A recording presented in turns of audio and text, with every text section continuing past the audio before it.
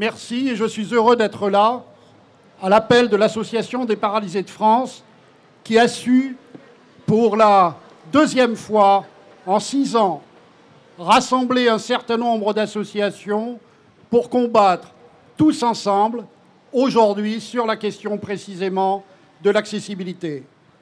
Mes amis, il y a 2000 ans environ, un penseur romain écrivait « Ce n'est pas parce que les choses sont difficiles que nous n'osons pas. C'est parce que nous n'osons pas que les choses sont difficiles. Alors, tous ensemble, osons dire au gouvernement qu'il est inacceptable qu'il ne prévoit pas de sanctions financières automatiques à tous les patrimoines et tous les exploitants d'établissements recevant du public qui refuseront de s'engager dans ce processus.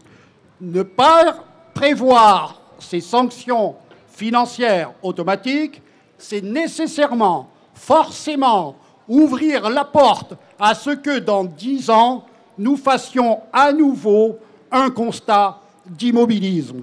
Osons dire au gouvernement que nous n'acceptons pas qu'il accorde un délai de 9 années au gros patrimoine, précisément à ceux qui ont les moyens financiers de mettre en accessibilité bien plus rapidement que d'autres leurs établissements recevant du public.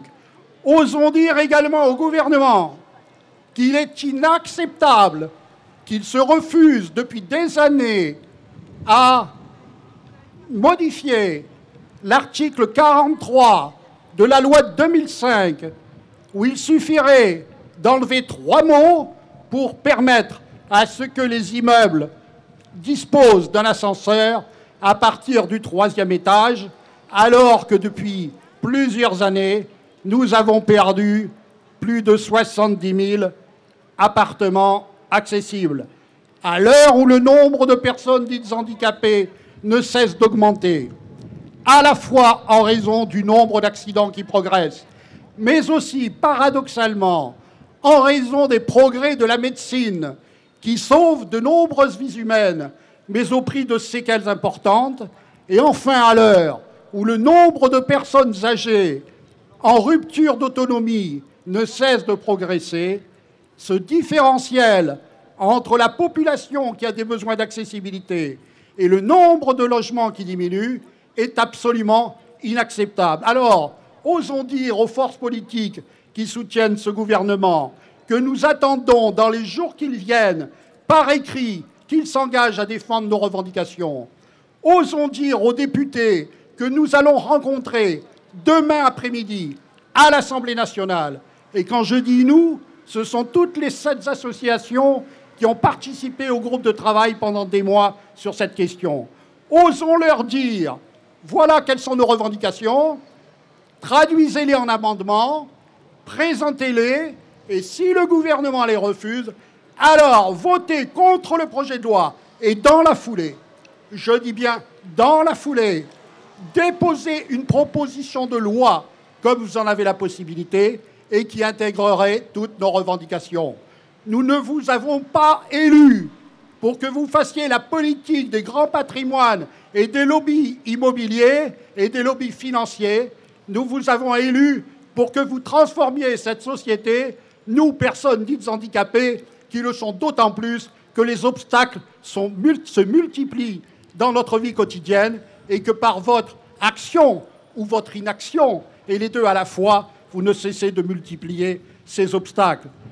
Osons dire également aux forces politiques démocratiques et républicaines, je dis bien démocratiques et républicaines, d'opposition, qu'elles soient de gauche ou de droite, ne jouez pas les caméléons, ne vous voterez pas dans l'abstention, mais osez vous lever et dire que les revendications que nous présentons aujourd'hui sont des revendications d'ordre général et osez voter contre ce texte de loi. Et enfin, pour conclure, je voudrais dire aux journalistes, ne vous faites pas les artisans zélés de la campagne médiatique mensongère qui laisse penser à la population que le prix du mètre carré augmente parce que ce serait l'énorme handicap, alors que si le prix du mètre carré augmente, c'est en raison de l'élévation des terrains, du foncier et de la spéculation immobilière.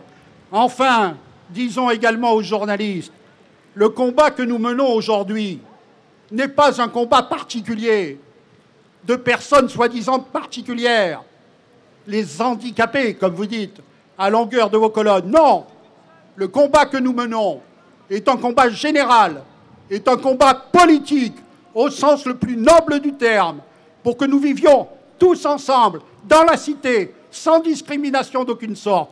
Voilà, tous ensemble, ce que nous devons oser dire dans les jours qui viennent. Le droit de vivre ne se mendie pas, il se prend.